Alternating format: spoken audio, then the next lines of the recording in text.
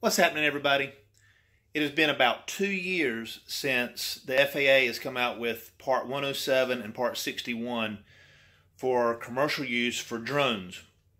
And because that 2 years has happened, a lot of people are going to be going back to renew their licenses or their certifications. And something that I found when I took my Part 107 that was the perfect crutch during the test, not a lot of people really caught on to. So I want to share the number one thing that you can do when taking the test for the first time or your retest that'll help ease some of that tension and help you pass this test on one try.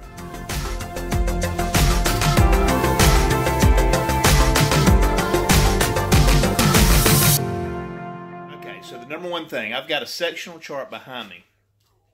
When you take the test, you'll receive a book that has different pages that your test is going to refer you to turn to. It may be something as far as where a Class C airport is, certain surface restrictions, things like that. Well, at the very front of that book is a legend.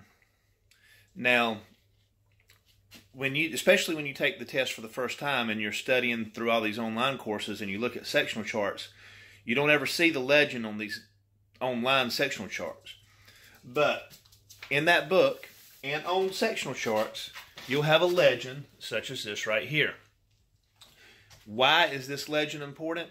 Because if you forget what the purple and the blue mean, what the different lines mean here, this legend actually tells you. So you'll know whether it's Class E, Class D, Class C, or whatever.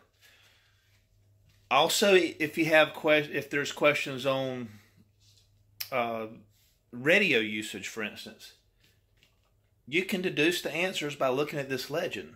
As far as what channels are open, this legend gives you a lot of hints. So look at this legend. Use that legend that is in the front of that book, of your test book. Use that legend judiciously when taking the test. And it's going to ease some of the problems that you may run into as far as forgetting over the last 2 years, because we don't use everything on this sectional chart when we use drones commercially. So rely on that legend. It's going to help you through a lot of problems and a lot of the questions that you may not feel confident in your answer. At least this can help give you the confidence you need to pass that test in one try and not waste $150. So, if you like this content, please hit the subscribe button, hit the like button, leave me a comment, and until then, we'll see you next time.